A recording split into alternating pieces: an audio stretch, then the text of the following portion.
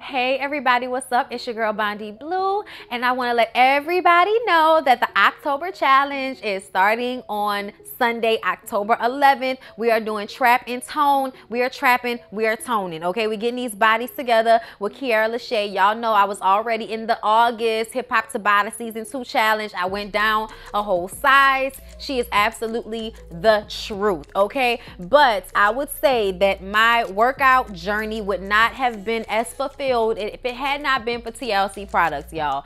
I'm telling y'all, the tea has aided in digestion and stomach issues. If your stomach hurts, if you're nauseous, that tea will help you, I promise, okay? I live by it at this point, that whenever I'm not feeling good stomach-wise, I've ate something I shouldn't have ate. Drink the tea and it flushes out, okay? Also, NutriBurst, every morning on an empty stomach, just a little cap full. One bottle will last you an entire month, especially, you know, if you don't take it every day. Like sometimes I skip days to try to like hold out on having to get a whole new bottle, but it is the absolute truth as far as giving me energy throughout the day.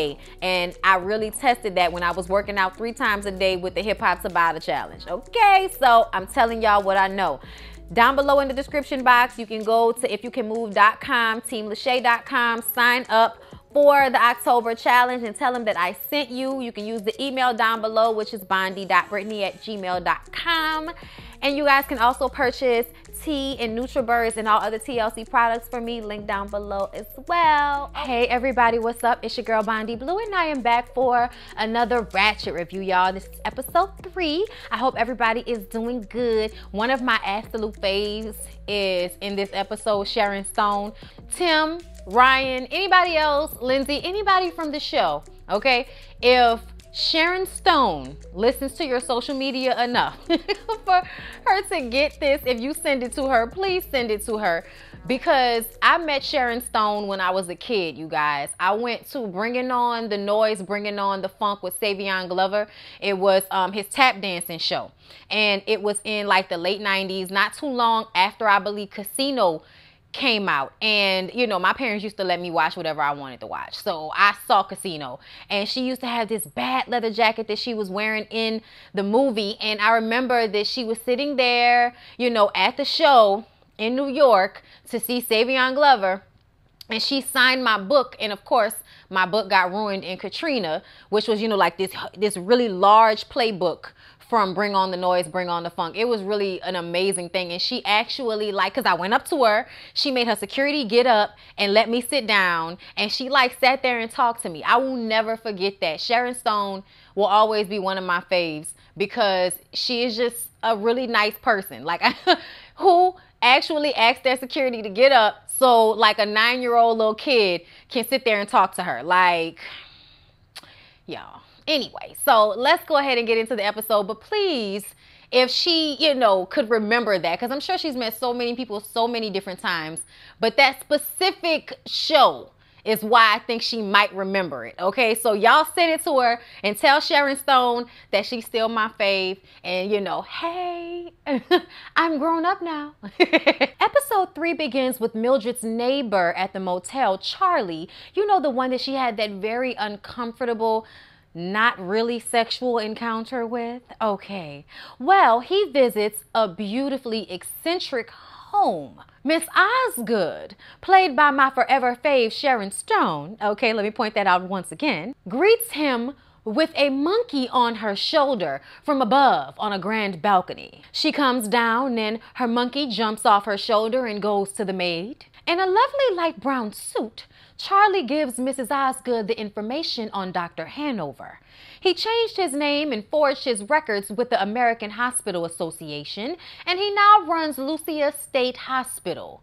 He's also dazzled the governor. And Mrs. Osgood says, oh, well, he dazzled us for sure. I can't believe I allowed him to do what he did.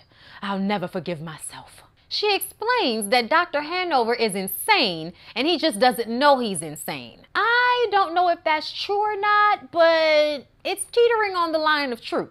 We'll get to that. Mrs. Osgood says she won't rest until she knows he's dead, and she's paying $250,000 for the job. Charlie seems to not only be a PI, but an assassin as well. Okay, not a very good one though. She wants Dr. Hanover's head. Literally, she wants to give it to her son for his 21st birthday. That should let you know something about this family. They're not quite right. She honestly believes that putting Dr. Hanover's head in a box and delivering it to her 21-year-old son will mean they can now put all of this horrid situation behind them. I don't believe it. Not for a second. So in a white long fur and a white blouse and white pants with a gold belt, giving me absolute life with the costumeage here. Okay, I'm going to make sure I get a picture. All right. But yes, she goes in to feed her demented 21-year-old son. And the reason why she has to feed him is because he has no arms and no legs. Nurse Bucket, on a bright sunny day, brings flowers to Dr. Hanover's office and tells him that around this time of the year, his office can get a little dank, a little damp. So she thought bringing in some lovely flowers would brighten up the scent and brighten up the room. Well, Dr. Hanover replies with, "It reminds me of a whorehouse in Manila." I was like, wow. Wow, you're a douche, aren't you? Like, you're really trying hard to hurt that lady's feelings. You know she like you. She says she will remove them at once. He says he'll have a headache. I said I'd have let him have a headache. Dr. Hanover tells her that 2 patients were fornicating, talking about the 2 women. He's now figured out that the lobotomy didn't work. And the woman who supposedly wasn't a lesbian before is now a lesbian. So maybe the lobotomy made the situation even worse. So now he wants to do hydrotherapy, which is basically burning a person alive and then freezing them right after. Yeah. That is not going to make me not be attracted to women, but it'll sure make me lie about it. Nurse Bucket is excited that she will have this procedure. And she says, "I'm excited to soak the sodomy out of them, sir." And I just got a sickening feeling in my stomach. Mildred goes to receive Mrs. Cartwright. That's the younger lesbian's name, okay? And finds her reading a Walt Whitman book. She tells her, well, we have to get our minds out of the gutter. Walt Whitman was a homosexual, and that's exactly what we're trying to rid you of. Let's get our minds out of the gutter, shall we? I was like, yes, we. Let us get our minds out of the gutter, Mildred. Because we all know, okay, if anybody's giving lesbian cheekboneage, it's Mildred. So Mildred and Finnegan, the orderly. Now, mind you, Mr. Finnegan is very sweet and has perfectly coiffed hair, but he was in the war and half of his face has been significantly burned and disfigured, but has a sweet essence about him. They bring Mrs. Cartwright into a room where they're to put her into a tub. At first, the water was 90 degrees and it wasn't that bad. It was like a warm bath. It was actually quite pleasant to Mrs. Cartwright. Then, once they've locked her in, Nurse Bucket turns the temperature up to 119 degrees. The lady is screaming in terror that they're burning her. It's too hot. It's too hot. It's too hot. Apparently, Nurse Bucket thought making stew out of the woman would rid her of her sexual desires for other women, which I feel like is so ridiculous. I understand the time period that we're in. People were stupider back then. But, you know, this whole idea is ridiculous to me because it's as if being gay was something new in the 50s, and it wasn't.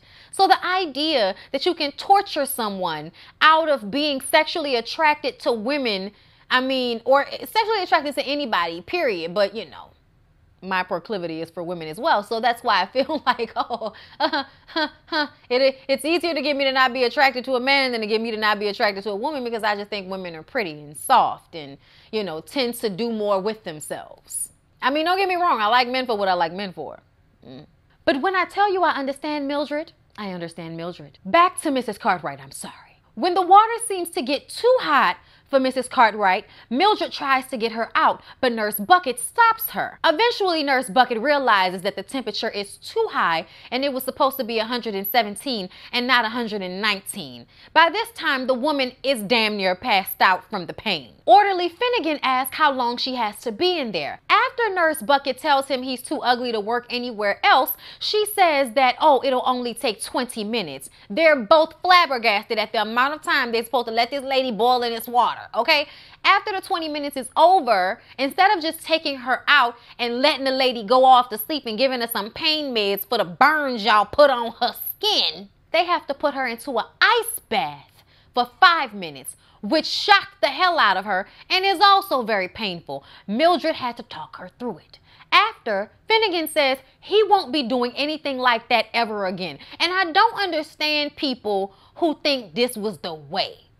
Torturing people is not the way to do anything, just so you know. Other than kill them and harm them, there's nothing else you're doing. You're not changing their mind about who they're sexually attracted to by torturing them, just so you know. Gwendolyn wakes up frazzled to her obviously gay husband.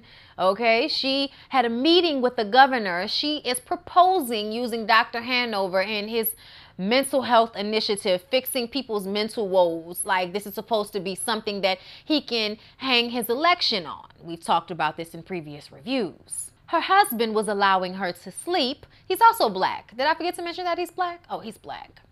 So it's an interracial relationship, but it's also a bearded relationship, okay? She's gay, he's gay, and they're together so that they can escalate in their respective careers. She goes to work and presents the governor with Dr. Hanover's mental health research, and he's more interested in Mildred's backside and making sure that folks know that he's not soft on criminals, specifically Edmondson Tolleson, who murdered all of those priests. She walks out of his office feeling defeated. She was supposed to do something today, and obviously it fell on deaf ears. Nurse Dolly, the young nurse assistant who is going to turn into a psychopath in a few episodes, wait on it. But this is just our first little toe in the water of Nurse Dolly and how she is completely out of pocket. So she brings Tolleson his food down in the dungeon jail they've built for him. He's doing push-ups and he stands up in the light, showing his striking physique. He tells her to call him Eddie, and she's obviously enamored by him. She asks if there is anything that she can do for him, and then she starts to walk away. He says, well, if you really mean it, I can understand if you want to say no, but the vitamins they give me, they have a side effect. And she says, oh, really? A side effect?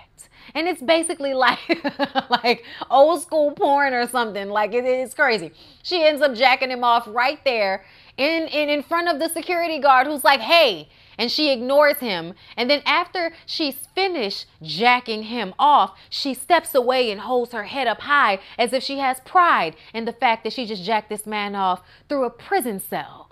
Oh, okay. And then when she walks away with a cum in her hand, she calls the security guard a pervert. Aha. Aha. The black security guard, might I add. The security guard later on tells Finnegan, and Finnegan relays this information to Mildred, who woefully says she will handle it. Then we see Dr. Hanover sitting at a gas station waiting for his gas to be pumped. When the guy who's pumping it says, oh shit, and runs off, we're wondering what's going on. Oh, it's Charlie in a suit, in a hat, in the middle of the street, in the middle of the day, shooting at Dr. Hanover. Oh, the things we could get away with before, security cameras on every block. Dr. Hanover is able to escape. Charlie kind of sucks at his job. Is it just me, or did this seem like a terrible way to try to off somebody? Like in public, in front of people, nothing covering your face, like God. Mildred gets back to the motel, and Louise has a message for her from Charlie. And just as she's walking away, Louise is asking her, oh, a little hanky-panky there, huh? Mildred turns around and informs her that this is a motel. She traffics in hanky-panky. Louise once again saying that she has a respectable business. And Mildred reminds her to keep her nose in her business and out of Mildred's motel room, at least for the time being. Thank you very much. So Mildred meets with Charlie in her room again, attempting this weird role play once again. This time, he's a Marine who is shot in the knee, and she has to cut his leg off.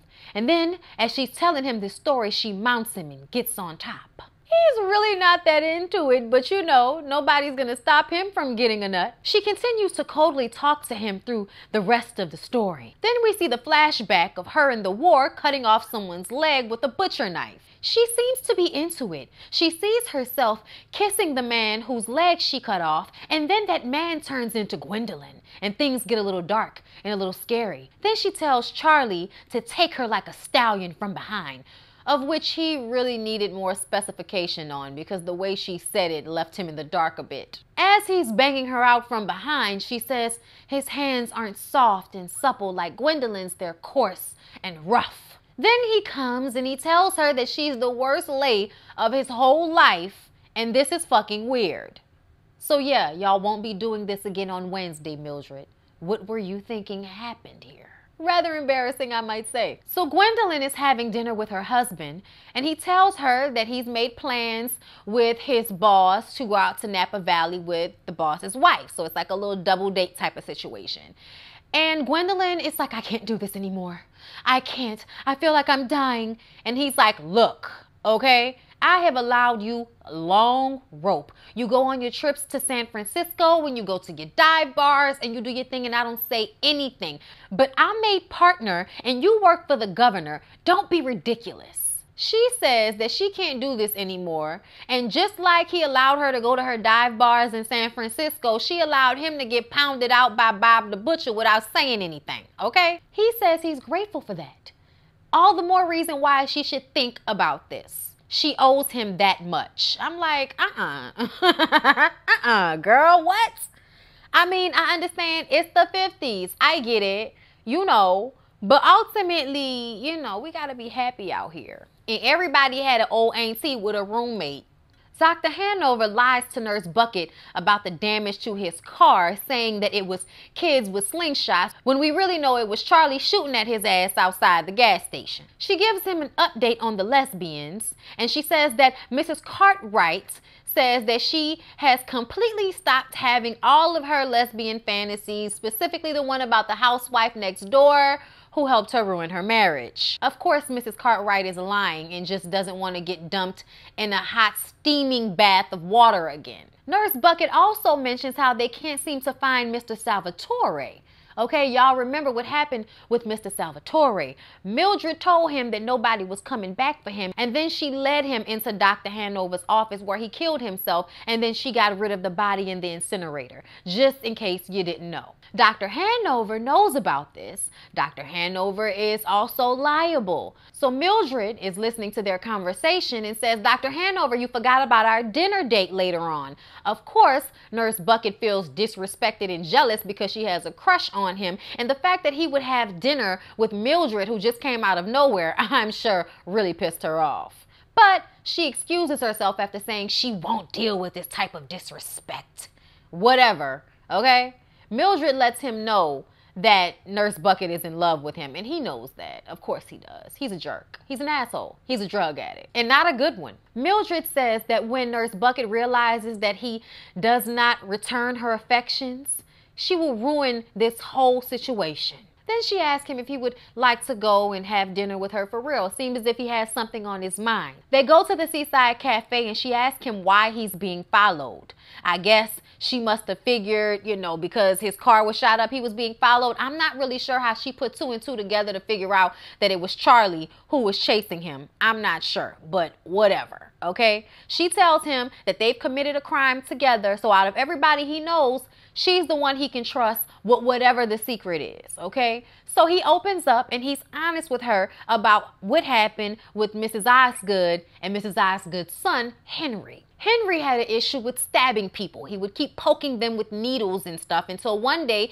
he stabbed the gardener, okay? So they reached out to Dr. Hanover thinking that he can help with whatever is plaguing the mental of young Henry Osgood. What ends up happening is he thinks that maybe doing some type of therapy on acid or LSD will help open up the mind and find out what the real issue is, right? But Henry Osgood is a little psychopath, so he put the whole container of the LSD in Dr. Hanover's water and he drank it, and so he's high out of his damn mind while the kid is also high, and eventually the kid is saying that some goddess or something came to him in his room and said that his arms and legs weren't really his, they were those of a demon, and he needed to have them cut off and replaced. So he leaves, goes and cuts off the gardener's arms and brings them back for Dr. Hanover to put on his arms. Then he cuts one arm off. Then he puts another arm between a large burrow in a drawer and smashes it at the hubris and breaks it. He's about to bleed out. Dr. Hanover is high and doesn't have the right tools, so he just sews him up with the other arms to keep him from bleeding out, and then he runs off. Of course it got infected, and he ended up losing not only his arms, but his legs as well. So Mrs. Osgood is pissed and wants him dead for what he did to her son. But honestly, it's what Henry did to himself. He's a psychopath. He did this to himself. But Dr. Osgood should have never have pretended to drink the acid. Like he was supposed to pretend, and when he turns his back, Henry pours the whole thing in his glass. I was just kind of like, you should never have pretended to do it with him. Like, why do that? But I believe this acid trip kind of messed up Dr. Hanover's mind. And I believe that he really is insane and doesn't know he's insane. But I think that Henry Osgood is the reason why. Mildred says that she can help him get out of this situation. And so a relationship begins. That was episode 3, y'all. I know we're doing them week for week, but I need to drag it out. I need stuff to, to review, okay? So I hope y'all enjoyed. Please don't forget to like, comment, and subscribe to my channel if you have not already. I love y'all. Please don't forget to check out the Halloween movie review, The Craft. And next week, this upcoming week, we'll be doing Vampire in Brooklyn. So I love y'all, and I'll see y'all in the next